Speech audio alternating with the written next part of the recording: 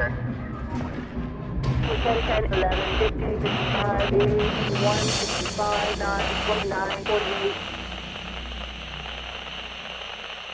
Hello guys, hello. So I'm back again with the same story. So guys, this thing is just getting out of hand. Apparently Pastor Ezekiel ameshikwa, and I don't know guys, but for some reason me I always believe in this guy. I don't know what, not really like believing in him, but I have so many people around me who believe in him, and sijui, but the fact that people are saying that like there are some people went to his church that died, sijui people always die there nini nini. I'm just wondering why is this story coming out right now. Mbona hizi story saa ndio zinakam wakati story ya Pastor Ezekiel imetokea. Na before we go to Pastor Ezekiel, the number is going high, like right now. By the time yesterday inaisha watu walikuwa 98.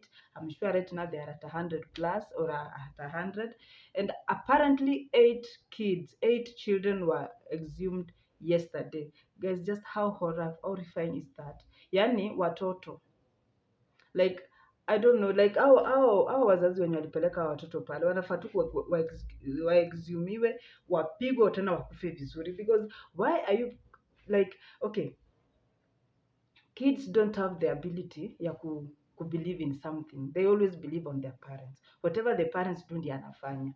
Why are you misleading your children kuwa believe in something they don't even understand? And because apparently the story was that those kids who did not fast, they were beaten to death. So you can imagine the pain these kids died with, you know? And there's other people who are missing. And Pastor Ezekiel ndio huyo ameshikwa pia, inasemekana that alinunua land from this guy. That's the story going around. Na pia hiyo New Life Ministries yenye anakuanga nayo, that channel yenye anakuanga nayo, apparently alinunua kwa Pastor Paul Mackenzie. Like, what are the odds? What is the connection? Do you feel like these people actually know what's up, know what they are doing and everything else, or it's just a coincidence? Or we are not like, God has also told us that we don't have a right to judge. He only has the right to judge, or the right to punish.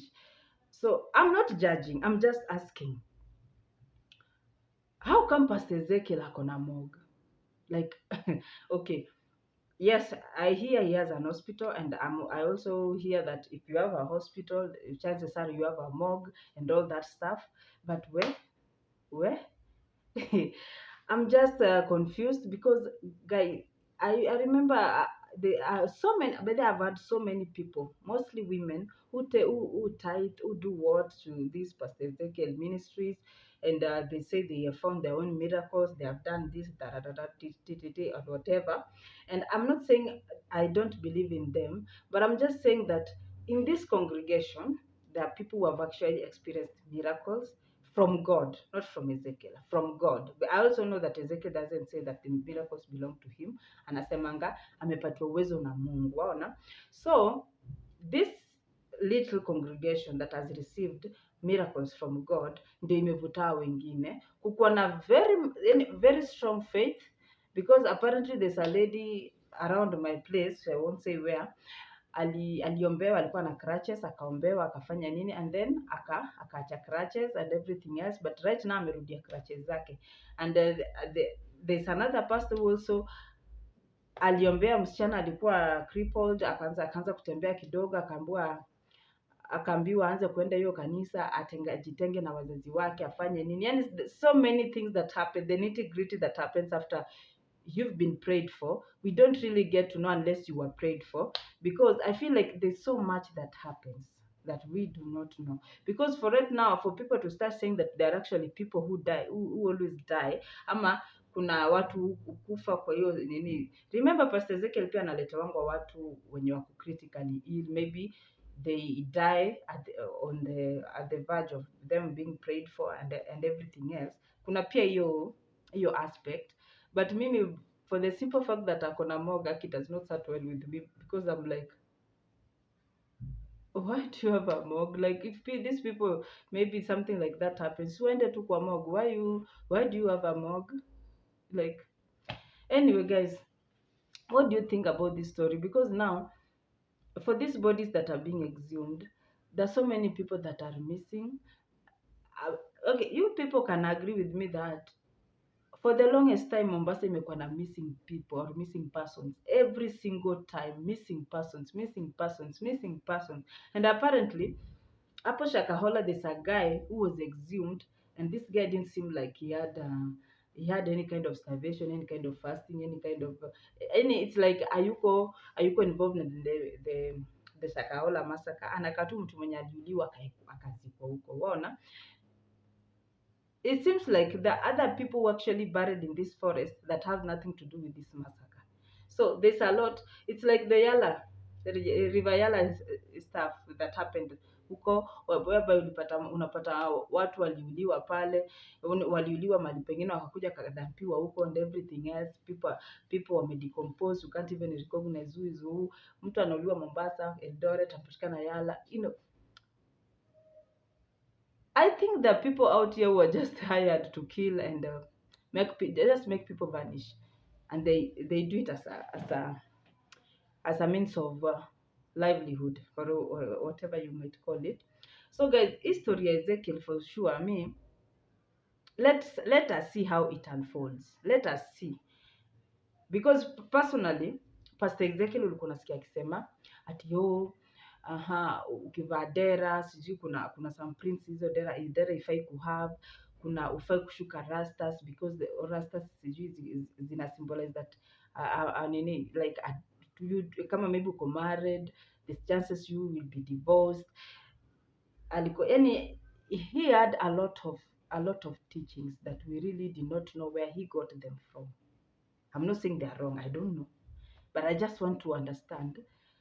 Sijui mtu amekunyang'anya nyota, mtu amefanya, yani Ezekiel had so much teachings that zingekuweka box. So when I say that these people can actually manipulate you, maybe you can go guys and check these people's preachings. They can actually carry your head, go deep fry it and bring it to you and you eat. Hey, yani I think that now like mapastors wametuweka position fulani, we don't even believe who is saying what and what are we supposed to believe, because there's a pastor there was a pastor who was saying that Mungu amemweleza kwamba wakati anahubiria watu hakuwa anavaa high heels. Anaitwa sijui Pastor Bernard whatever. Mwingine anasema ati Mungu alimuonekania akamtumia tickets from Zimbabwe, that is anamtumia tickets, anauzia watu tickets to heaven, hata kama wewe uko mwenye dhambi, bora you can afford the ticket. What? What? So nowadays we can see, mradi uko na pesa kununua ticket kwenda mbinguni. Hey, hata penye Mungu wako amechoka. Sorry guys, niko na mama nyingine hapa, hata sijui natokeanga at most inappropriate times. So yani unavaa palms ukihubiri. Mwingine Yesu wa Tongorian whatever, ati yeye ni Yesu. Guys, I think religion imefika point we just have to get into our rooms or our houses or our shanties or our nyumba za mabati, our bungalows, our mansionettes, our whatever, our apartment, yani whatever, wherever you go and lay your head and just pray to God, umwambie whatever you want for yourself, because at this point people have become desperate. Life imekuwa hard. Whoever is telling them something that their ears would like to hear, they just run like mad people. They don't take a step back and ask themselves, where are they running to? They don't take a step and ask themselves, na hii kitu tunaambiwa ina make sense, na hii kitu tunaambiwa, is it what is written in the Bible? Because these pastors are actually interpreting this Bible in the, like ukiona huyu venye anainterpret, venye huyu anainterpret, venye wewe unainterpret, everybody is having their own ideas of the Bible. Let us take our time and ask God for whatever it is that we want.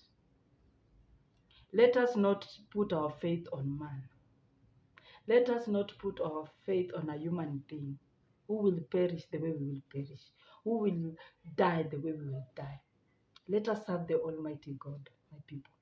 I'm not saying I am saved, but it doesn't mean I don't know God. That's the point. It doesn't, if I don't go to church, doesn't mean I don't know God. I have a personal relationship with my God. That is what is important. God knows what I want before I even tell him this is what I want. And that is what is important. God has been following you from behind if you ever left him at a point. Just waiting for you to look back and remember that he's behind you. All you need to do is stand back and tell God, I am here. Hapa mahali naenda sielewi. Because people have perished. People have died. Parents have led their kids to death for lack of knowledge, for lack of sanity, I don't know for lack of what. All I know is that it is too much. Hi. But what is this? Huh? Hebu niambie kwa comment section, what do you think about this whole story? Because sasa Ezekiel ameingisha ndani kidogo kidogo, utasikia mwingine, utasikia mwingine, utasikia mwingine. But I don't say it's bad. We just need to understand. Hata maybe Ezekiel will come out strong and stronger in a way that people will now believe that he's actually a man of God. You know, because before this incident, people were actually speculating like, is he even a man of God? Nobody really trusts. People are just skeptical with the whole thing. But at least akikuwa vindicated from this story, at least people will believe. But my point is, if he bought land from Mackenzie, or if he bought the TV station from Mackenzie, alikuwa anajua stories zenye Mackenzie anaendeleza huko Shakahola.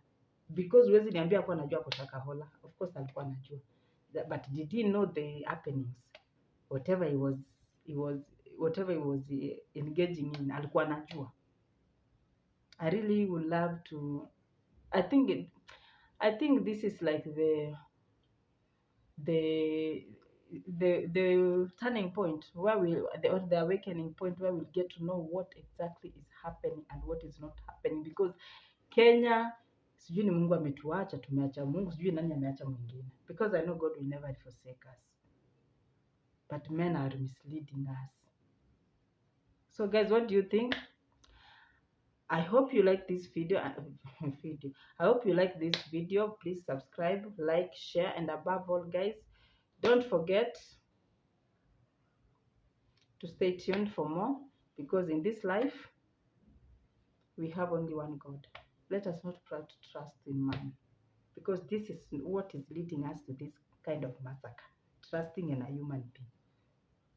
human being who will die like you, a human being who is also begging God to help them the same way we are begging God. Be wise. Bye.